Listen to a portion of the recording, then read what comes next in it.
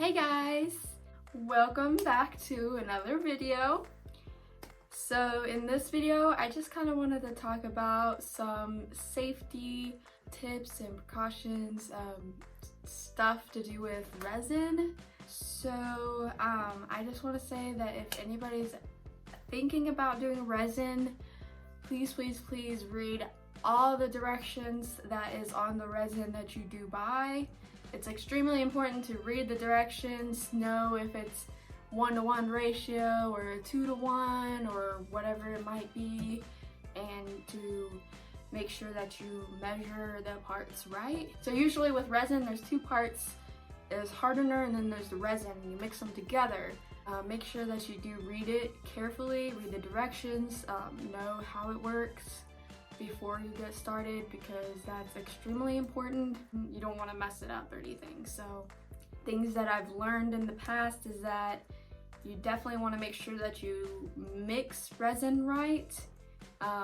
Mix it longer than you think it needs to be mixed. It's better than mixing it too little, because if you mix it too little, it won't cure right, and if it's not cured right, then that's not good. So any resin that I use, I always mix it for like 2 to 3 minutes maybe, and then I always pour it into another cup after that, and then mix it for another 2 to 3 minutes. That way that you know that all of it's mixed up. There's none that's on the side of the cup that could have been not mixed up, stuff like that. So it's always best, I think it's best to mix it in one cup for 2 to 3 minutes, or maybe however long you think is good, and then put it into another cup and mix it for a couple more minutes. So that's what I've learned, because when I first started using resin to make stuff, I did make some stuff that didn't harden correctly, and I've since thrown those away because it's not good to keep those. If they're sticky, then it's not cured right. So in terms of safety, if you're just thinking you're gonna start resin, make sure that you buy these extra things. They are worth buying. You definitely want to be safe when you use resin, because you don't want to get resin on your skin. You don't want to breathe in the fumes from resin. So you definitely need to buy some gloves. These are just some natural gloves. I bought this on Amazon, and it comes with like 200 of them in here, so it's good for a while. You definitely want to use gloves because you don't want to get resin on your skin. It's even good to like use long sleeves. I don't always, because I always kind of forget, but just make sure you don't get it on your arms. So long sleeves is good to do too. I have like all of these here. I've used only a couple of these, and then I also, like from my work, I got all of these too, because we used to have a safety checkout at my work, and I just kept all the gloves that I used, and they've been in quarantine for a long time. I know technically there's only like one use kind of thing, but I only used most of these for like a few minutes, so I just figured I'd bag them, and then now I can use them again, and it's less waste. Obviously they've been in quarantine for a long time, because I haven't used these in a long time, like several months, so they're all good. And then I use them for resin, so I think it's good to not have so much waste, and I get to reuse these, and I got free gloves, so yeah. Anyway, so you definitely want to have gloves when you're working with resin, so make sure you buy some gloves. You can reuse them as long as they're not like torn or anything. If they're not torn, you can use them again and again, but once they tear or they have resin on them, the resin's gonna harden and you're not gonna be able to use it again. So you can throw them away, get some new ones. But, so those are good to have. And then this here, this is another thing that's good to have. It is a mask. I did buy this on Amazon. I buy everything on Amazon here.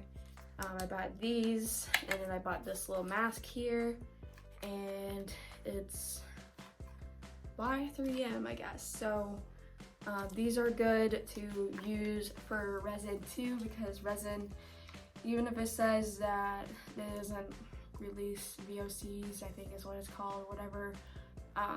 It's good to have a mask just in case, because even if it says that, I just want to be safe.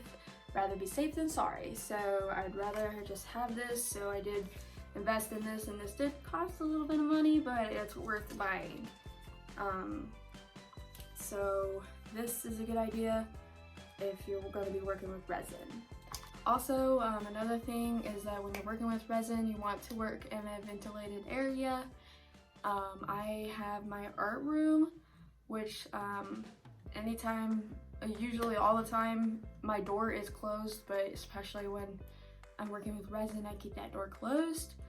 I seal it off from everybody else, and then also I open up the window so that it's ventilated, so that the air is going out and stuff like that. So basically, you just want to work in a place where you can open up the window, or if you have like a vent, and like if it's ventilated, if it's a room that's ventilated well, and it's like away from the rest of the house or wherever you're working at, away from the rest of the areas in your house or building, whatever you're working in. That's gonna be ideal. You can work in a garage or something like that. So that's gonna be ideal for working with resin. That way you know that nobody else is breathing in this the toxins and stuff too. Also, I'd recommend looking into resins. Look into multiple ones before buying one.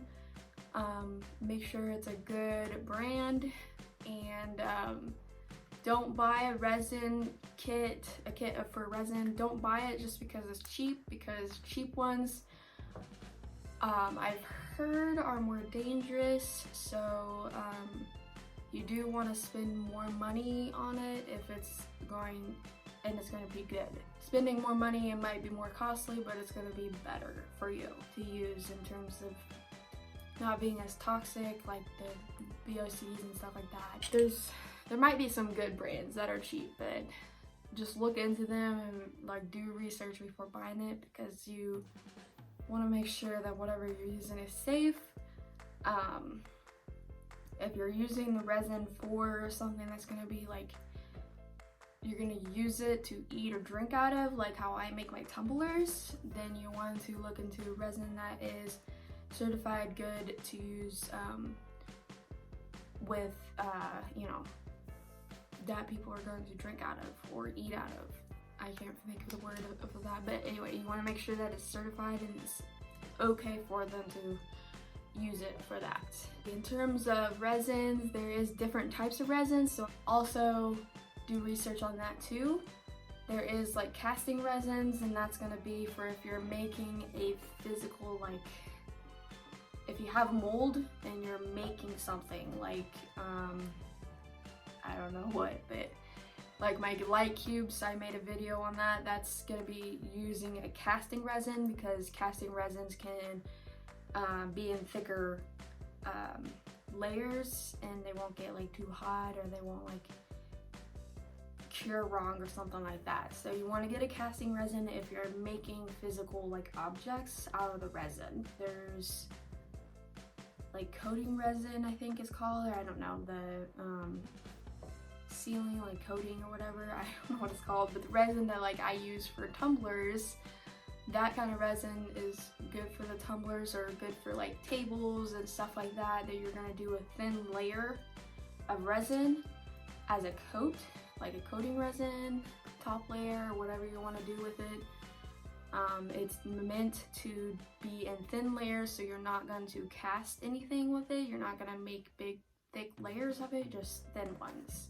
I mean, there's also UV resin that you can use, and that's kind of like resin that I'm still new to it, but it'll cure with a UV light or in the sun or something like that. There's like all kinds of different resins. Just research and make sure that you're getting the resin that you want to use for whatever you're wanting to make. So I'm probably gonna go ahead and take you guys to my art room. There's some suggestions that I want to show you guys, but they're in my art room. I couldn't bring it out here with me, so we're gonna go take a little trip to my room. Okay, so suggestion number one, this right here, this whole plastic part here, which is messy. I suggest getting one of these. This is it's basically just a clear plasticky, I don't know. It's a shower curtain that I did buy from Walmart, and it was like, I can't remember, like $3, $4, $5. I can't remember for sure, but it is a really good investment because you can put this onto wherever you were going to be working on resin, which this is my resin area, and the resin will just peel off. I did just recently clean this, but I'm gonna try to. There's some resin right here, so it just like, I think this is on, yeah, so see, it just peels right off. I think this is, yeah, so see, like this just peels right off. So it's a good idea to have because resin will just peel right off of this. This protects whatever you're working on, so I haven't gotten resin on this here, it's just on this, and then whenever you're ready to just peel the resin off and just throw it away. So this is definitely my recommendation for protecting your work area. Also, get one of these things. It's a heat gun. Doesn't have to be this one, but just any heat gun. This will help you a lot to pop bubbles. You don't want, you can use a lighter, but you don't want to use a lighter if you're using a mold because the lighter will burn the mold and the mold will stick to the resin. So this is a good idea if you have molds, and this just works really well anyway. So that's a good idea. And then also do get a lighter though, because when you're not using a mold, the lighter does work really well. Also get one of these because like with some resin cups like these, they do have like lines for measuring, but if you have a cup that doesn't have lines on it, then this is a good thing to have. It's just a scale, and I just turn it on. It's on milliliters already, but then it also has, looks like grams, pounds and ounces, milliliters. You can tell it's been used a little bit, but this is a good thing to have, just so if you don't have cups that have lines on them, that have measurements on them, then this is another way to measure what you're pouring out. I always have paper towels nearby, and I also always have alcohol nearby because alcohol can clean up wet resin really well. So if I pour some, or I can even, you know, use the alcohol to clean off my gloves and then take my gloves off and I can use them again. So that's always a good thing to have nearby. I always have like a trash bag nearby to put my trash in, just so it makes it easier. So that's good to have too, I think. Alright, so I think that's it for this video. I can't think of anything else. I hope I'm not forgetting anything. I'll probably just make part 2 of this video. I hope you guys enjoyed this video. I hope it helped anybody who is interested in starting to use resin. Let me know down below. If you have any suggestions for new videos, if you guys want me to talk about other things like my suggestions for tumbler making or making whatever. If you guys have any suggestions on art that I can make. If you're not, then I don't know, just comment down below and say hi. Like, I think it'd be so cool if you do. So other than that, if you guys enjoyed, please give it a thumbs up. That would mean a lot to me if you do. And I hope to see you guys in the next video. Alright, bye!